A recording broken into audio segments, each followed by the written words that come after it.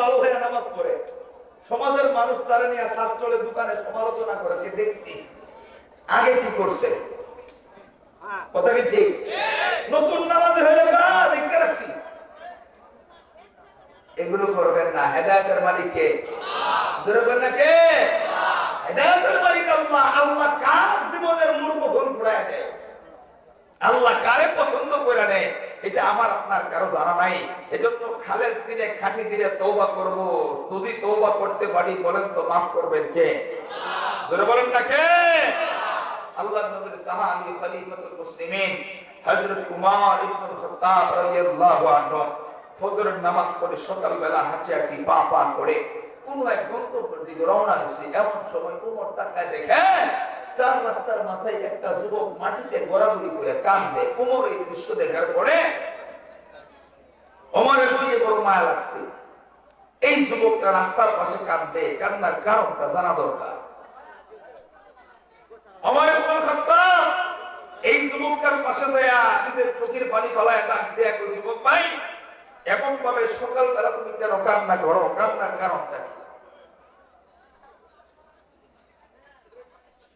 যুবক ডাক দিয়া বলতেছে, ওমর ভাই, আমার কান্নার কারণ আপনার কাছে বলা যাবে না, আমি বলতে পারবো না, তবে আপনার কাছে একটু সাহায্য আমি চাই।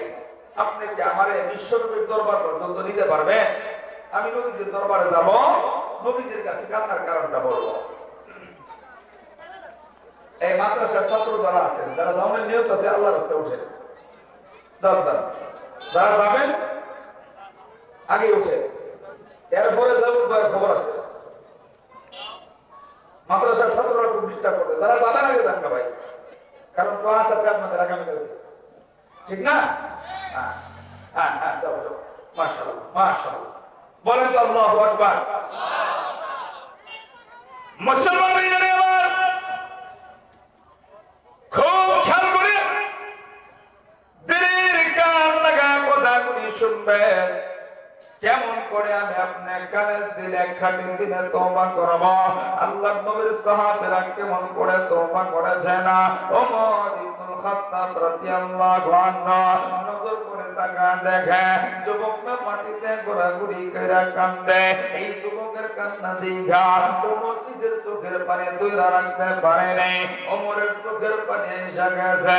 ওমর যুবকটার কাছে দিয়া ডাকতে যুবক হয়ে এমন ভাবে সকালবেলা কেন কান্না করো? কান্নার কারণটা একটু জানবার যায়। যুবকটা কান্দে আর বলে, ওমর ভাইয়া, আমি আমার কান্নার কারণটা তোমার কাছে বলতে চাই না, আমি আমার কান্নার কারণটা নবীদের কাছে বলবো, আমার তুমি নবীদের কাছে নিবানি। ওমর ডাকতে এখন যুবক, চলো চলো, অবশ্যই তোমার নবীজির দরবারে নিব। যুবক বন্ধু, আল্লাহ নবীর সাহাবী ওমর ইবনে খাত্তাব রাদিয়াল্লাহু আনহু হাঁটি পা পা করে আল্লাহর নবীর দরবার সামনে হাজির। যুবকটা বাহিরে দাঁড়ানো, ওমর নবীজির দরবার সামনে যাইয়া আল্লাহর নবীর সালাম দিছে। আল্লাহর নবীর দরজা খুইলা ওমরের চেহারার দিকে তাকা দেখে ওমরের চোখ বাবা পানি পড়ে। আল্লাহর নবী ডাক দিয়া কই, ওমর রে, এমন ভাবে সকালবেলা কেন কান্না করো? তোমার কান্নার কারণটা একটু জানবার চাই।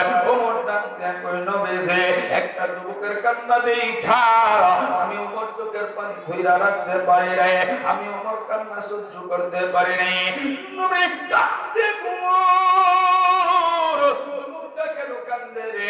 এখন যুবকটা কোথায়? ওমর ডাক দিয়া কই, নবীজি, কান্নার কারণ আমার কাছে বলবে না, আপনার কাছে বলতে চায়। যুবকটা এখনো বাহিরে দাঁড়ায় আছে।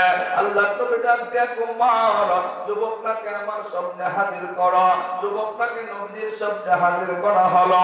যুবকটা মাথাটা নিচের দিকে দিয়া আল্লাহ নবীর সামনে চোখের পানি পালায় পালায় কান্দে। বদল গাছের ভাইরা, আমার বৃদ্ধ বাবারা, পর্দা ধরনের মারা, আল্লাহ নবী ডাক দিয়া কই, যুবক রে, এমন ভাবে সকালবেলা কেন কান্না করো? যুবকটা কান্দে আর কই, নবীজি, আমার জীবনে অনেক বড় গুনাহ আমি করেছি, আমার দিল বলে আমার আল্লাহ আমার এই জিন্দেগির গুনাহটা মাফ করবো না। নবীজি ডাক দিয়া কই, যুবক রে, কত বড় গুনাহ তুমি করেছ, কত বড় নাফরমানি করেছ? যুবক ডাক দিয়া কই, নবীজি, আমার জীবনে অনেক বড় গুনাহ করছি। আল্লাহ তোকে ডাক দিয়ে কই যুবকরে এই কি জমিনের চাইতেও বড় গুনাহ করছনি? যুবকটা কাঁদতে আর কই নবীজি আমার দিল বলে রে আমি জমিনের চাইতেও বড় গুনাহ কইরা ফলাইছি। আল্লাহ তোকে ডাক দিয়ে কই যুবকরে তুই কি চন্দ্র সূর্য লৌহ কলমের চাইতে বড় গুনাহ করছনি? যুবকটা ডাক দিয়ে কই নবীজি আমার দিল বলে তার চাইতে বড় গুনাহ করেছে। আল্লাহর নবী ডাক দিয়ে যুবক তোমার গুনাহ যত বড় হোক না কেন রে আল্লাহর পরে তার চাইতে বড়। জবানটা খুলে পড়েন আল্লাহু আকবার। আরেকটু জবান খুলে আওয়াজ দেয়া পড়েন না আল্লাহু আকবার। হ্যাঁ বদল গেছে ভাইয়া। আল্লাহ নবী ডাক দিয়ে কই যুবকরে তুমি যদি কান্নার কারণটা না বলো তাইলে কেমন করে আমি বুঝবো, আমি কেমন করে সমাধান দেব? তুমি আমার কাছে কান্নার কারণটা বলো। এবার যুবকটা চোখের পানি বানিয়া কাঁদতে কাঁদতে নবীর ডাক দিয়ে কই নবীজি আমি কাঁদি কান্নার কারণ হইল আমার নেশা এবং পেশা। এই মদিনার কোন মানুষ যখন মারা যায় তার আপনজনরা গোসল করাইয়া কাফনের কাপড় পরাইয়া জানাজা পড়াইয়া সবাই যখন কবরে রেখা তার গন্তব্যে চলে যায়। নবীজি আমি আমার গন্তব্যে যাই না। রাত্রে গভীরে অন্ধকারের ভিতরে ওই কবরের পাশে দিয়া বাটি গুলি বার গুলি চাটাই গুলি সরাইয়া ওই কবরের ভিতরে নেইমা মৃত দেহটারে কলঙ্ক কইরা তার কাফনের কাপড় গুলি চুরি করে আমি বাজারে বিক্রি করে এইটা আমার নেশা, এইটা বলতো আমার পেশা। কিন্তু 3 দিন পূর্বের ঘটনা মদিনার একজন সুন্দরী একজন রূপবতী যুবতী কন্যা মারা গেছে। একটি নিয়মে তার আপনজনরা গোসল করাইয়া কাফন করাইয়া জানাজা পড়াইয়া যুবতী মেয়েটারে কবরে শোয়া দিয়েছে।